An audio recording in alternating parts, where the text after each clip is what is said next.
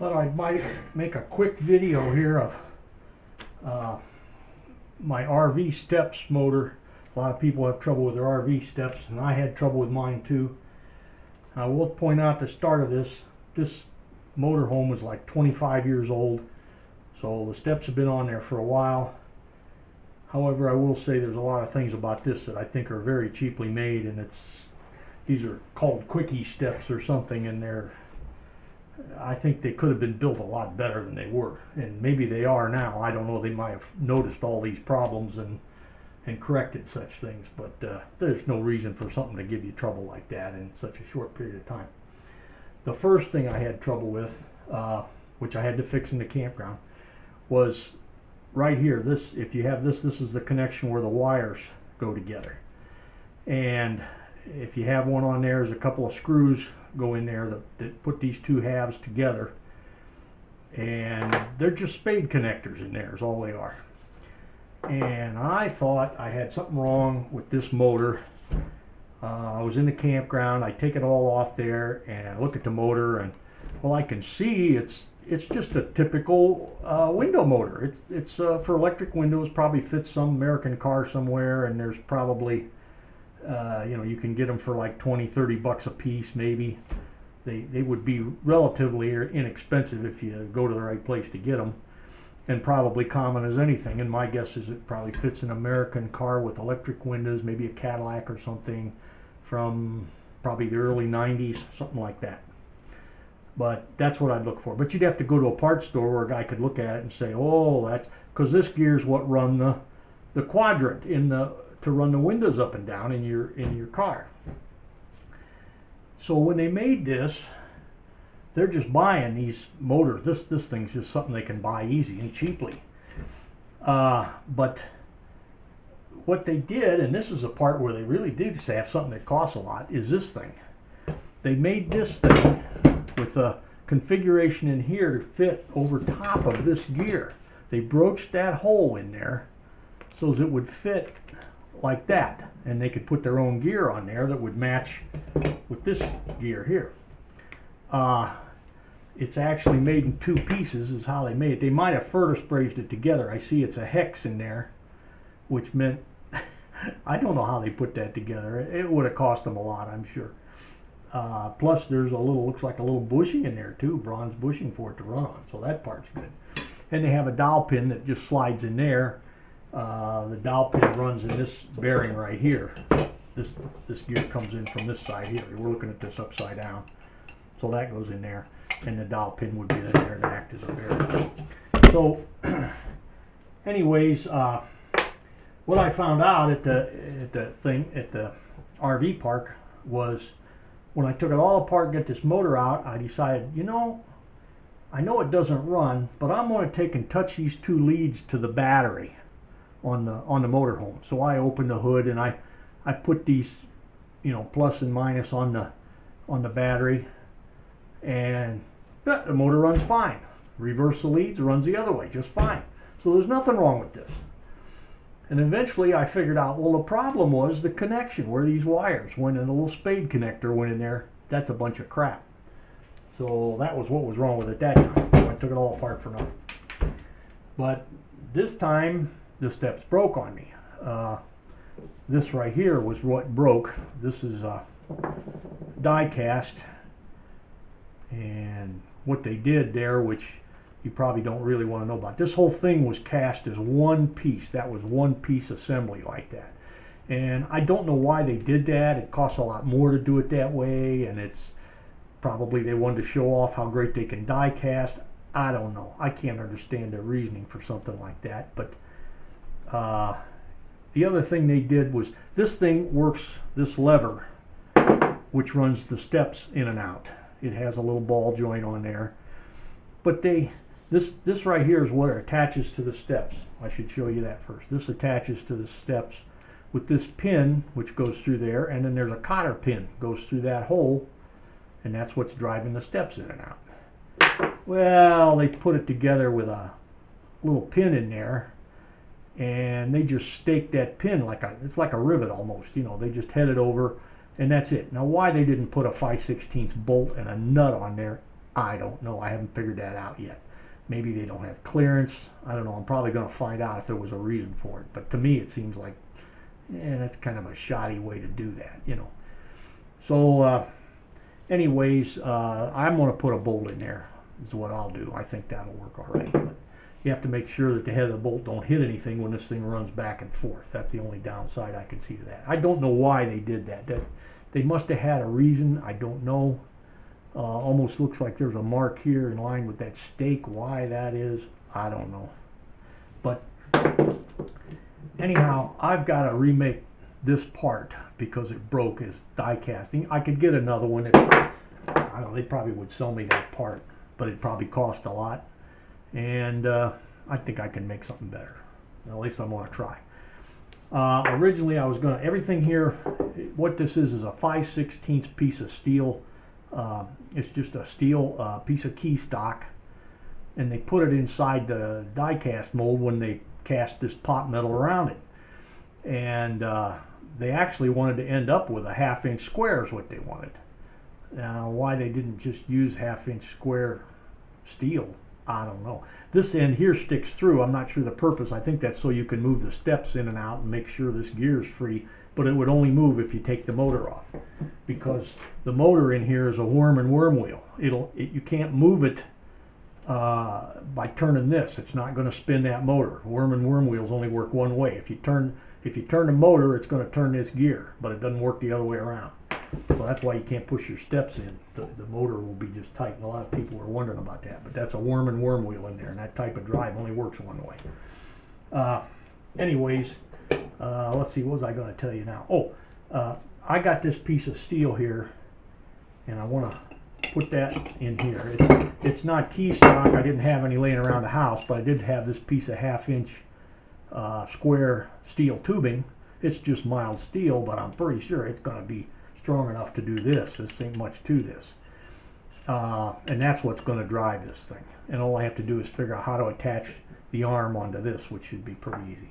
But that's the idea of this. The gear itself, you'll notice, is, you can see here where it broke in here too. I think this was cast all one piece maybe. And you know, I'm not real sure how they'd have done that. Somehow this was through there, down in there, and this must come as a whole assembly, is what I'm thinking. I'm not real sure, but I think it's a lot of hoopla over nothing. So the gear, it has a bearing surface here that runs in here. So when I put that hub in there, that's going to turn. That's the bearing for the gear. So this part's an assembly and would work just fine. But this is a little bearing here that fits in this counter bore, and that's what holds this outer piece of this thing here. You see? And there's one on this piece that goes on top of the whole works. And this thing I think is about 3 1/8 inches long. I just cut it off the same length as that. If I had a solid piece of key stock, I'd use that. Solid sometimes good, but I may end up welding or brazing the lever on there. I'm not sure how I'll put it on there, but I don't think I'm going to do anything too complicated, because it just shouldn't take much, and it should never do that. That's really bad. So anyways, the other thing I'll tell you is the thing that keeps this whole thing floating. Should show you this piece here. This and this, when this goes together, you'll notice that this piece here has to fit tight against there, so it only goes one way, and the hole spacing's a little different, you see. So when you put that on there, then that little I'll call it a bearing, I don't know, here won't fall out of there. The other thing I noticed when I took this apart, there's almost no grease. They put a couple little wisps of grease on these gear teeth. That's it. There's nothing else in there. So that's really not good. That you can't lubricate this thing or grease it, and it's up mounted up like this up in the motorhome where the water and stuff can get on it. The front wheels throwing water back and can get inside this thing. So I'm going to replace it with this piece of steel put in there, and I think that'll work and probably work a lot better. I'll pack the case with grease and maybe replace these pins with 5/16 bolt. I don't see why I can't bolt 5/16 on there. As near as I can figure, this is the original part. This broke off there. I got a theory as to why this broke. I think they put steel inside here and die cast this. I wouldn't say it's aluminum. It's some kind of pot metal because it seems pretty heavy. But anyways, they die cast around the steel, and I think the shrinkage rate, especially cold weather, freezing weather, and so forth, probably made the aluminum shrink on that steel a lot more than the steel would shrink, and that might crack the whole darn thing. I don't know. And it might get pretty brittle in cold weather. So anyways, whatever it broke, my idea was to make another piece for it. So this piece represents this one. I just took a piece of 1/2-inch steel, used square tubing because I didn't have any 1/2-inch key stock around. I didn't want to run out and buy something, but that's the idea, is just a piece of structural 1/2-inch square. I think I got that at Lowe's probably one time out of their metal rack. I don't know where it came from, but that's, I tend to make things out of the junk that I have laying around, and I sawed off a little piece here, a 1/2 inch, and I tapped this hole so I won't have the crazy staked like rivet that they used in there, so it'll be tapped. I could get it apart, and I'll put Loctite in there so it won't unscrew. So anyways, what this represents will be this part, and you can see my arm. It can't go anywhere down because of this plate, so that stops the float that way. Coming up, I might have to I figure I'll take a piece of plastic or something and make a little tube to take care of this space here. I'm thinking plastic water pipe or something, just something to as a spacer so it can't float up out of there. I don't know that the float would hurt anything, but if it come up too far, it could come out of that gear, but it'd have to come up, well, at least an inch. It'd have to move up. I don't think it can do that. So this piece fits down in there like that and goes back and forth with the motor, and then this piece and this bearing are going to go on top of there. This has to get bolted down. These screws, I got to take these bolts out and put that on there. But that'll be what's going to run it. I know this piece will rust where this thing didn't, but it lasted, I don't know, 25 years. So I think it would take a long time for this to rust out. This piece of tubing here could rust through, I guess. Maybe I'll paint it real good or put some oil in it or something, pack it full of grease so it doesn't want to rust. Because when this is on the motorhome, this is all upside down, so water's going to want to run off this way. So I don't really think that it's going to rust very fast, especially if it's all greased up when I put it in there. So anyhow, that's what I came up with, and you can take that for what it's worth. But I don't think it's going to break again. The gear inside looks like it's got aluminum teeth, or pot metal teeth, but they look plenty strong enough for what it's doing. I don't really see any problem with this thing running. I did pack more grease in there than what it had, but the aluminum teeth aren't wearing at all. They're not wore out, so I think that's all right.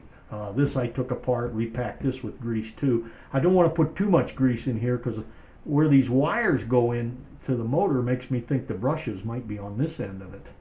And I don't want to get grease oozing back into there. It would have to go through the bearing on the motor and stuff, but it could. So anyways, that's what I come up with there. But I'm going to grease up this bearing, put it in there, and then this, when I take these screws out, will go on there, and that's the upper bearing support. And I still have yet to make a little piece of plastic tubing on there, just so that thing can't come up out of there. You know, it can't come out because this is on there, but it could come up about that far. I want it to stay down in there in that bearing good. So.